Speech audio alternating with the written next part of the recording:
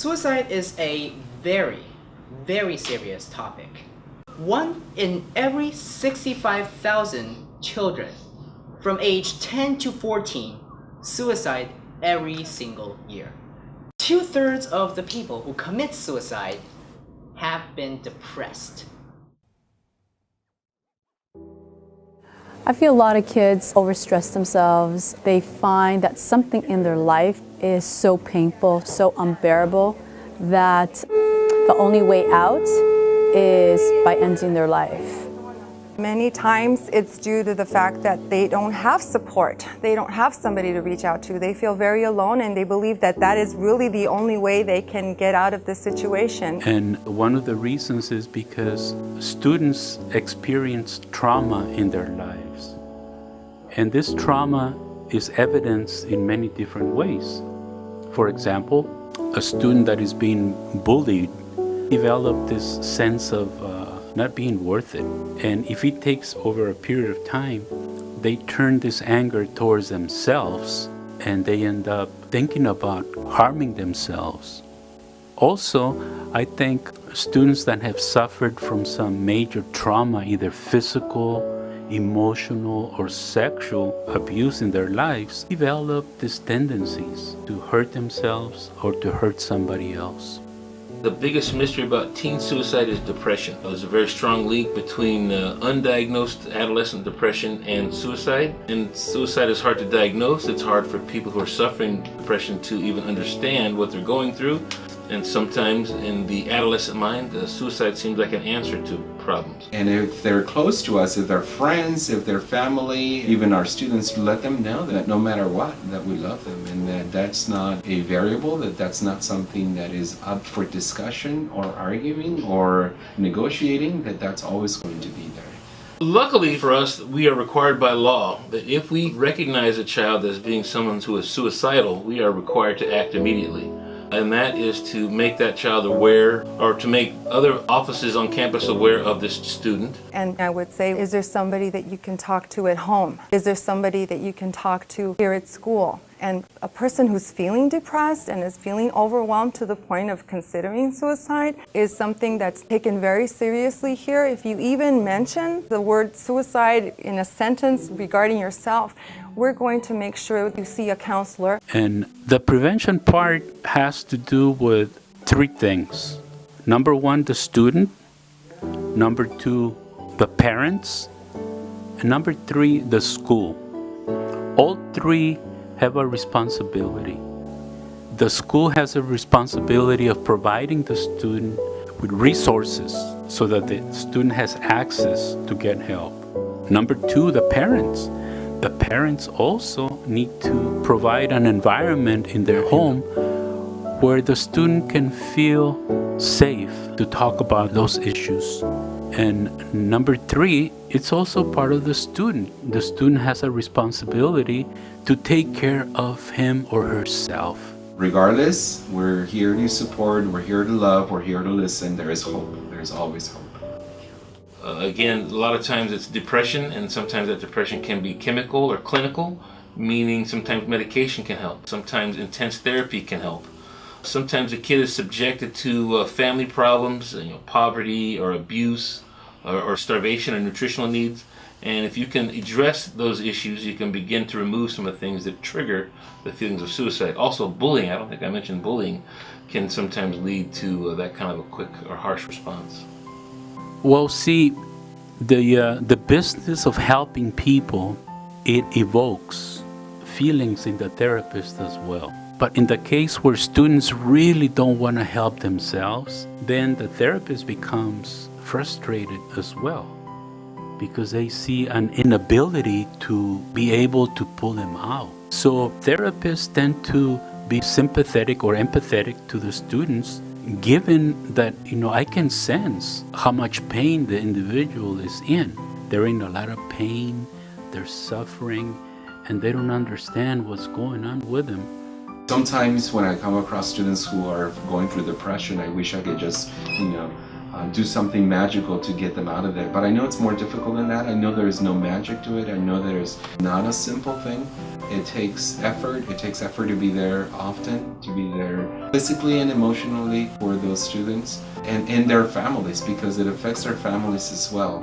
One of the things that we can do, and we talked about this, is we brought in people to train teachers on how to identify symptoms of suicide, to train folks on how to deal and how to assist students when they're having thoughts of suicide, or even showing the first signs that something is awry. So when we notice a sudden change in students' behavior, when we notice a sudden change, for instance, in being able to communicate with others and isolating themselves, maybe they abruptly change the way they're eating, the way they are talking to their peers, maybe they're sleeping too much, more than usual, maybe they're just really, really quiet and that's not them. Those are all signs, and training the adults, training the people who come in direct contact with students all the time is a one important first step. I talk to teachers about giving breaks to students, giving both physical and emotional breaks intentionally, because that not only helps to de-stress, but it also helps to learn better. Students that are less stressed learn better.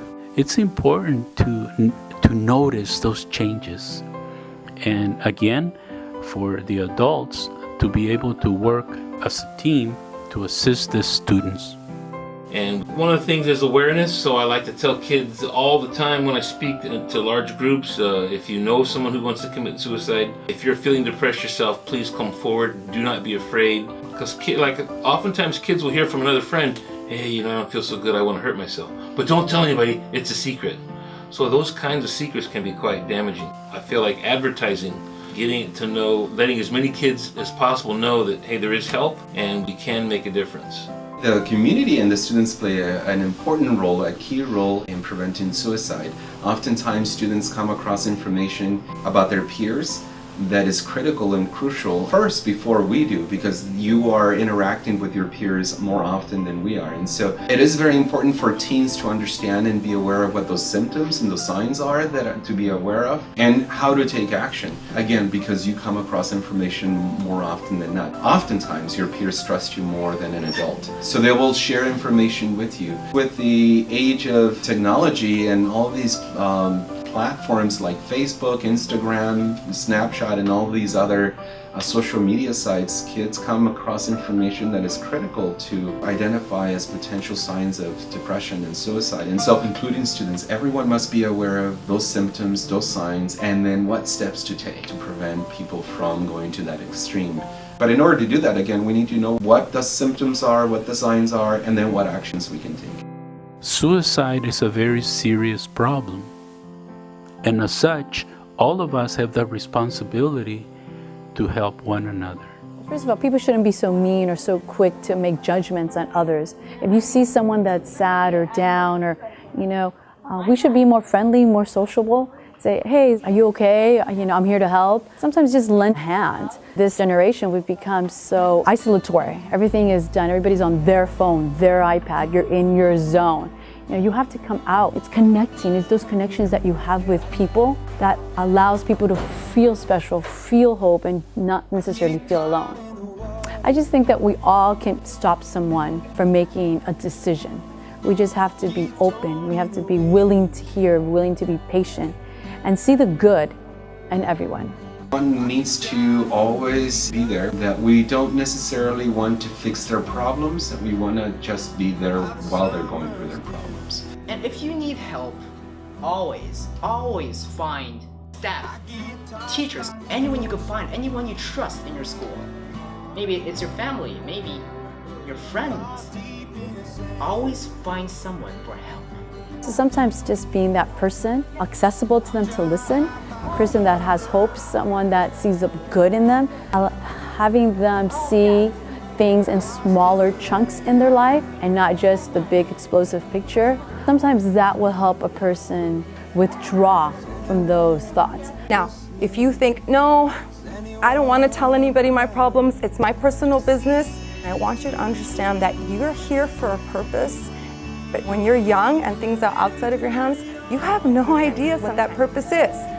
You may one day save a life just like yourself. And I want you to understand that everyone is of value. We empathize because we're here to help you. We sympathize because all adults have been at some situation where it's overwhelming and it's hard to cope with. I can certainly understand that. We have personal experiences we draw from, but remember, we're educators. We're part of a school because this is what we love, this is what we want to do.